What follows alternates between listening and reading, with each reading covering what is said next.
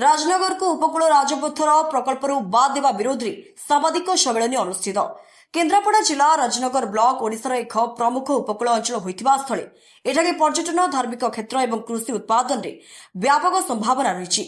तेणु प्रस्तावित उपकूल राजपथ संतुलित मार्ग में राजनगर को संयोजित करने उचित बोली सरकार को ब्लू प्रिंट होइतिला, जहाँ फल राजनगरवासी एक गुरुत्वपूर्ण जातीय प्रकल्प सुफल पाइपारे।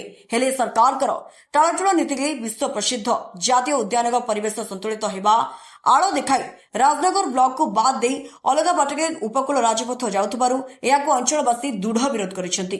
एने आज सागरबेला महोत्सव सांस्कृतिक परिषद पक्षर परिषदर सचिव सत्यवादी जेना नेतृत्व में राजनगर संस्कृत महाविद्यालय परिसर में सांबादिक सम्मेलन करा। आगामी 13/7/2026 तारीख में अंचल जनसाधारण को नहीं विशाल सभार आयोजन कर दाबी राजनगर को संपूर्ण बाद न दे संशोधन करी राजनगर ब्लॉक अंतर्भुक्त करी राजपथ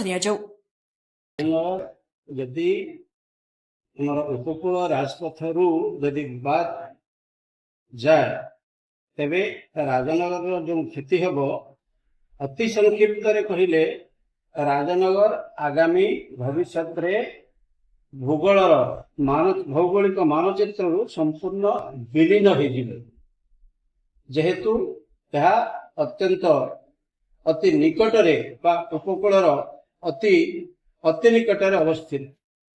एथि सहित राजनगर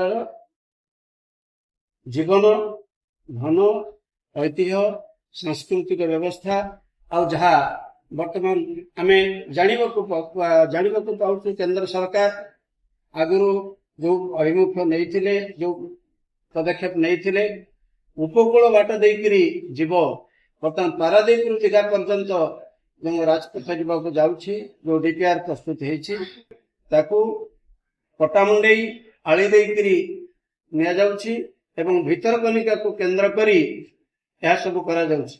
किंतु आगामी दिन में जदि राजपथ सेपटे जाए भितरकनिका मध्य आगामी दिन में निश्चिन्न हो कारण वर्तमान ग्लोबल वार्मिंग फल समुद्र जलपतन बढ़ुची एक कथा समस्त साधारण ठार वैज्ञानिक मान पर्यंत समस्ते जानी ये जो पदक्षेप निया जायछि ये पदक्षेप को साकार करने आमे जनसाधारण वर्तमान सरकार निकट में जातीय राजपथ को उपकूल दे आमे दाबी करुछु।